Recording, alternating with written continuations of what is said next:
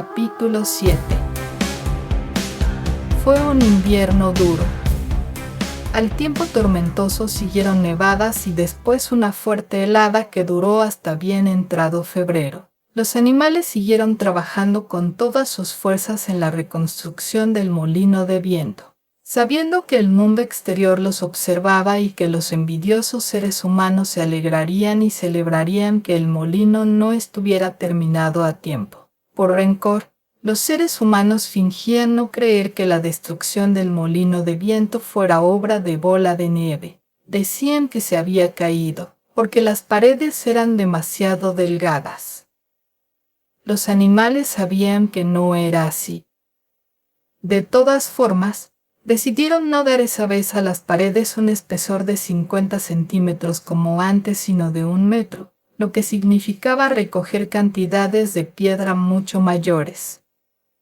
Durante mucho tiempo la cantera estuvo cubierta de nieve, lo que impedía utilizarla. Avanzaron algo después, durante la seca helada, pero era un trabajo cruel y los animales habían perdido algo de optimismo. Siempre tenían frío y por lo general también hambre. Los únicos que nunca se desanimaban eran Boxeador y Trébol. Chillón pronunciaba excelentes discursos sobre la alegría de servir a los demás y la dignidad del trabajo, pero los otros animales encontraban más inspiración en la fortaleza de Boxeador y en su infalible grito de «Trabajaré más duro». En enero faltaron alimentos. Se redujo drásticamente la ración de maíz y se anunció que se compensaría con una ración adicional de patatas. Entonces se descubrió que la mayor parte de la cosecha de patatas se había congelado porque no la habían protegido con una capa de paja suficientemente gruesa. Las patatas se habían ablandado y habían perdido color y pocas eran comestibles. Durante días enteros los animales no tuvieron para comer más que paja y remolacha. El hambre parecía mirarlos a la cara. Era de vital importancia ocultar ese hecho al mundo exterior. Envalentonados por la caída del molino de viento, los seres humanos inventaban nuevas mentiras sobre la granja animal. Decían otra vez que todos los animales estaban muriendo de hambre y de enfermedades, que se peleaban todo el tiempo y que habían recurrido al canibalismo y al infanticidio. Napoleón sabía muy bien que si trascendía la verdadera situación alimentaria sufrirían desastrosas consecuencias, y decidió utilizar al señor Wimper para difundir la impresión contraria. Hasta ese momento los animales habían tenido poco o ningún contacto con Wimper en sus visitas semanales, pero entonces se instruyó a unos pocos animales seleccionados, sobre todo ovejas, para que durante el encuentro comentaran de pasada que les habían aumentado las raciones. Además, Napoleón ordenó llenar de arena casi hasta el tope los graneros poco menos que vacíos y cubrir eso con los granos y la harina que quedaban. Con un pretexto cualquiera llevaron a Wimper a recorrer el depósito para que viera los graneros. El hombre, engañado, siguió informando al mundo exterior de que no había escasez de alimentos en la granja animal. Sin embargo, hacia finales de enero era evidente que necesitarían conseguir más cereales en algún sitio. En esa época Napoleón rara vez aparecía en público. Pasaba todo el tiempo encerrado en la casa, cuyas puertas estaban custodiadas por perros de aspecto feroz. Cuando salía lo hacía de manera solemne, con una escolta de 6 perros que lo rodeaban de cerca y gruñían si alguien se acercaba.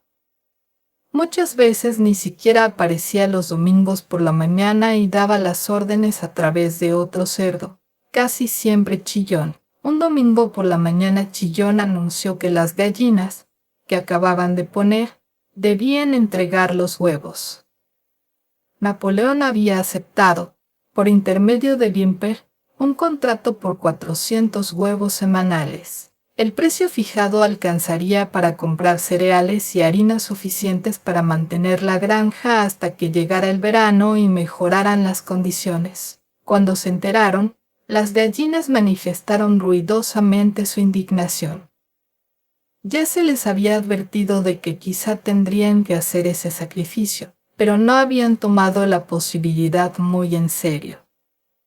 Estaban preparándose para empollar la nidada de primavera y protestaron argumentando que quitarles los huevos en ese momento era un crimen. Por primera vez desde la expulsión de John se produjo algo parecido a una rebelión. Lideradas por 3 jóvenes negras menorquinas, las gallinas pusieron todo su empeño en frustrar los deseos de Napoleón. Su método consistía en volar hasta las vigas y poner allí los huevos, que se rompían al estrellarse contra el suelo. La respuesta de Napoleón fue rápida y despiadada. Ordenó que se dejara de alimentar a las gallinas y decretó que cualquier animal que diera un solo grano de maíz a una gallina sería castigado con la muerte. Los perros garantizaron que se cumplieran esas órdenes. Las gallinas resistieron 5 días, al cabo de los cuales capitularon y volvieron a sus ponederos. Entretanto habían muerto 9 de ellas. Enterraron sus cadáveres en el huerto y se anunció que habían muerto de coccidiosis. Whymper no se enteró del asunto y los huevos fueron entregados como estaba previsto. Una vez a la semana el furgón de un tendero iba a la granja a buscarlos. Durante todo ese tiempo no se había sabido nada de Bola de Nieve. Circulaba el rumor de que estaba escondido en una de las granjas vecinas, en Monterraposo o en Campocorto. A esas alturas Napoleón se llevaba un poco mejor que antes con los otros agricultores. Sucedió que había en el patio un montón de madera apilada allí 10 años antes, después de talar un hayal. Estaba bien seca, y Whymper aconsejó a Napoleón que la vendiera. Tanto el señor Pilkington como el señor Frederick estaban impacientes por comprarla. Napoleón dudaba entre los dos y no terminaba de tomar una decisión. Se advirtió que cada vez que parecía a punto de llegar a un acuerdo con Frederick, se anunciaba que Bola de Nieve estaba escondido en Monterraposo. Cuando se inclinaba por Pilkington, se decía que Bola de Nieve estaba en Campocorto. De pronto, a principios de la primavera, se descubrió algo alarmante. Bola de Nieve frecuentaba la granja en secreto por las noches. Los animales estaban tan perturbados que casi no podían dormir en los establos. Todas las noches, se decía, llegaba al amparo de la oscuridad y causaba todo tipo de daños. Robaba el maíz, volcaba los cubos de la leche, rompía los huevos, pisoteaba los semilleros, roía la corteza de los árboles frutales. Cada vez que algo andaba mal, lo habitual era atribuírselo a Bola de Nieve. Si se rompía una ventana o se tapaba un desagüe, alguien tenía la certeza de que Bola de Nieve había llegado por la noche para hacerlo. Y cuando se perdió la llave del depósito, toda la granja se convenció de que Bola de Nieve la había tirado en el pozo. Curiosamente, siguieron creyéndolo aún después de que la llave apareciera debajo de una bolsa de harina. Las vacas confesaban unánimemente que Bola de Nieve entraba en los establos y las ordeñaba mientras dormían. Se decía también que las ratas, tan problemáticas durante el invierno, se habían confabulado con Bola de Nieve. Napoleón dispuso investigar a fondo las actividades de Bola de Nieve. Acompañado por sus perros, recorrió los edificios de la granja inspeccionándolos minuciosamente, seguido a una respetuosa distancia por el resto de los animales. Cada cierto número de pasos Napoleón se detenía y olfateaba el suelo buscando rastros de las pisadas de Bola de Nieve, que según él podía detectar por el olor. Olfateó cada rincón del granero, del establo de las vacas, de los gallineros, de la huerta, y encontró rastros de Bola de Nieve en casi todas partes. Pegaba el hocico al suelo, olisqueaba con fuerza y con voz terrible exclamaba: «¡Bola de Nieve! Ha estado aquí». Lo huelo perfectamente, y al oír las palabras «Bola de Nieve», Todos los perros soltaban gruñidos aterradores y mostraban los colmillos. Los animales se asustaron mucho. Sentían que Bola de Nieve era una especie de influencia invisible que impregnaba el aire y los amenazaba con todo tipo de peligros. Por la noche, Chillón nos reunió a todos, y con cara de preocupación les dijo que tenía noticias muy serias. «Camaradas», gritó, dando unos saltitos nerviosos, «se ha descubierto una cosa terrible. Bola de Nieve se ha vendido a Frederick, de la granja Campocorto, que está tramando atacarnos y arrebatarnos la granja. Bola de Nieve le servirá de guía cuando comience el ataque. Pero hay algo peor. Creíamos que la rebelión de Bola de Nieve había sido causada simplemente por su vanidad y por su ambición. Pero nos equivocábamos, camaradas. ¿Sabéis cuál fue el verdadero motivo? Bola de Nieve estuvo confabulado con Jones desde el principio. Fue todo el tiempo agente secreto de Jones. Lo demuestran unos documentos que dejó y que acabamos de descubrir. En mi opinión, camaradas, eso explica muchas cosas. ¿Acaso no vimos con nuestros propios ojos cómo intentaba, por fortuna sin éxito, llevarnos a la derrota y a la destrucción durante la batalla del establo de las vacas? Los animales habían quedado estupefactos. Era una maldad que superaba con creces la destrucción del molino de viento. Pero tardaron varios minutos en asimilar la noticia. Todos recordaban, o creían recordar, haber visto a Bola de Nieve atacando en primera línea durante la batalla del establo de las vacas. Como los había unido y animado en todo momento y como no había cejado nunca, ni siquiera cuando los perdigones de la escopeta de Jones lo habían herido en el lomo. Al principio les costó un poco entender cómo cuadraba eso con el apoyo a Jones. Hasta Boxeador, que rara vez hacía preguntas, estaba perplejo. Se echó en el suelo, metió debajo del cuerpo los cascos delanteros, cerró los ojos y con un gran esfuerzo logró formular sus pensamientos. «Eso no me lo creo», dijo. Bola de Nieve peleó con valentía en la batalla del establo de las vacas. Lo vi con mis propios ojos.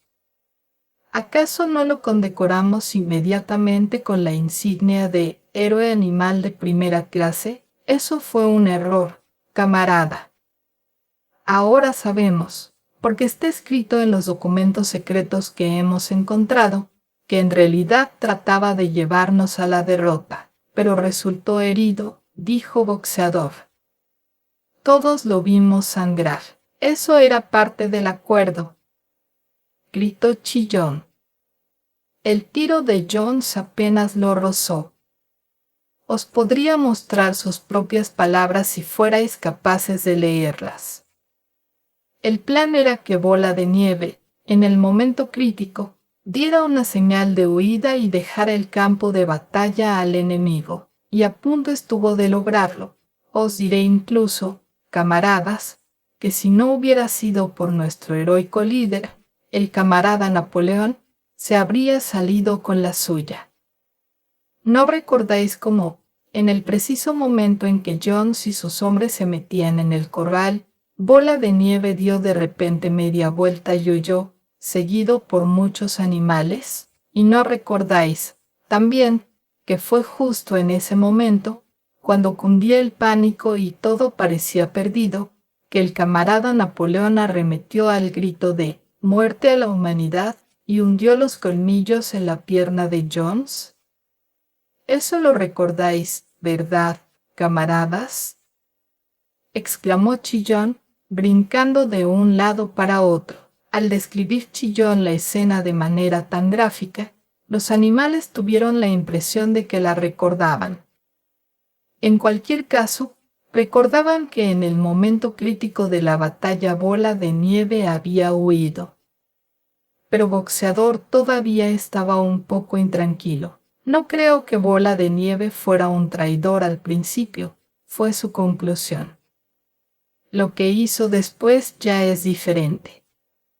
Pero creo que en la batalla del establo fue un buen camarada. Nuestro líder, el camarada Napoleón, anunció chillón, hablando pausadamente pero con firmeza, ha afirmado categóricamente, digo categóricamente, camarada, que Bola de Nieve fue agente de Jones desde el principio, sí, incluso desde mucho antes de que se pensara en la rebelión. Ah, eso es diferente, dijo Boxeador. Si lo dice el camarada Napoleón, debe de ser cierto. Ese es el verdadero espíritu, camarada, exclamó Chillón, aunque no pasó inadvertida la muy fea mirada que lanzó a Boxeador con aquellos ojitos brillantes. Dio media vuelta para irse y entonces se detuvo y añadió algo impresionante. Aconsejo a todos los animales de esta granja que tengan los ojos muy abiertos. Hay motivos para pensar que algunos de los agentes secretos de Bola de Nieve se esconden entre nosotros en este momento. 4 días después, al atardecer, Napoleón ordenó que todos los animales se reunieran en el corral. Cuando estuvieron todos juntos, Napoleón salió de la casa luciendo las 2 medallas, porque hacía poco se había nombrado héroe animal de primera clase y héroe animal de segunda clase, con sus 9 enormes perros brincando alrededor y soltando gruñidos que daban escalofríos a los animales. Todos agacharon la cabeza en silencio, como si supieran que algo terrible iba a suceder. Después de observar con severidad a su público, Napoleón lanzó un gemido agudo. De inmediato, los perros saltaron, agarraron de la oreja a 4 de los cerdos y los arrastraron, chillando de dolor y terror, hasta los pies de Napoleón. Las orejas de los cerdos sangraban. Los perros habían probado la sangre y por un instante pareció que iban a enloquecer. Ante el asombro de todos, 3 de ellos se arrojaron sobre Boxeador. Boxeador los vio venir, levantó un enorme casco, pilló a uno en el aire y lo inmovilizó contra el suelo. El perro chilló pidiendo clemencia y los otros 2 huyeron con el rabo entre las patas. Boxeador miró a Napoleón para saber si debía aplastar al perro y matarlo o dejarlo ir. Napoleón pareció cambiar de semblante y bruscamente ordenó a Boxeador que soltara el perro. Boxeador levantó el casco y el perro se escabulló, magullado y aullando. Enseguida se acabó el tumulto. Los 4 cerdos esperaron, temblando, con la culpa escrita en cada arruga de la cara. Entonces Napoleón les pidió que confesaran sus delitos.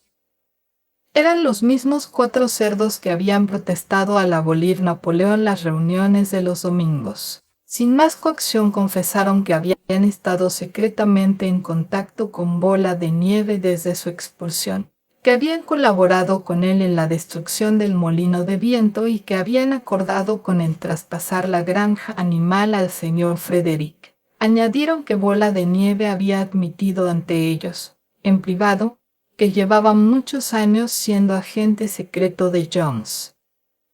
Al terminar la confesión, los perros se apresuraron a destrozarles la garganta, y Napoleón, con voz terrible, preguntó si algún otro animal tenía algo que confesar. Las 3 gallinas que habían sido las cabecillas de la tentativa de rebelión por la venta de los huevos se adelantaron y declararon que Bola de Nieve se les había aparecido en un sueño y las había incitado a desobedecerlas órdenes de Napoleón. También a ellas las mataron brutalmente. Después se presentó un ganso y confesó haber ocultado y comido por la noche 6 mazorcas durante la cosecha del año anterior. A continuación, una oveja confesó haber orinado en el abrevadero, instada, dijo, por Bola de Nieve, y otras 2 ovejas confesaron haber asesinado a un viejo carnero, un seguidor de Napoleón especialmente fiel, persiguiéndolo alrededor de una fogata mientras sufría un ataque de tos. Los mataron a todos en el acto, y la historia de confesiones y ejecuciones continuó hasta que hubo un montón de cadáveres a los pies de Napoleón y el aire olió a sangre, algo desconocido en ese lugar desde la expulsión de Jones. Al terminar todo, los restantes animales, excepto los cerdos y los perros, se alejaron juntos. Estaban impresionados y abatidos. No sabían qué era más horrible, si la traición de los animales que se habían aliado con Bola de Nieve o el cruel castigo que acababan de presenciar. En los viejos tiempos había habido a menudo escenas de derramamiento de sangre tan terribles como esas, pero a todos les parecía que era mucho peor ahora que ocurría entre ellos. Desde la partida de Jones ningún animal había matado a otro animal. Ni siquiera se había matado a una rata. Habían ido hasta la pequeña loma donde se levantaba a medio terminar el molino de viento y de común acuerdo se habían echado acurrucándose como para darse calor. Trébol, Muriel, Benjamín, las vacas, las ovejas y una bandada entera de gansos y gallinas. Todos, de hecho, menos la gata, que había desaparecido de repente cuando Napoleón iba a ordenar que se reunieran los animales. Durante un rato nadie habló. Solo Boxeador permanecía de pie. No paraba de moverse y de menear la larga cola negra contra los costados, soltando de vez en cuando un relincho de sorpresa. Finalmente dijo, «No lo entiendo. Nunca hubiera creído que podrían ocurrir estas cosas en nuestra granja. Debemos de tener algún defecto. Para mí, la solución es trabajar más duro. A partir de ahora me levantaré una hora más temprano todas las mañanas». Se alejó con su pesado trote hacia la cantera. Al llegar allí recogió 2 cargas de piedras sucesivas y las arrastró hasta el molino antes de retirarse a dormir. Sin hablar, los animales se apiñaron alrededor de Trébol. La loma donde estaban les daba una perspectiva amplia del campo circundante. Tenían la mayor parte de la granja animal al alcance de la vista. La larga pradera que se extendía hasta la carretera, el henar, la arboleda, el bebedero, los campos arados cubiertos de verde y apretado trigo y los tejados rojos de los edificios de la granja por cuyas chimeneas brotaba humo. Era una tarde clara de primavera. Los horizontales rayos de sol doraban la hierba y los setos floridos.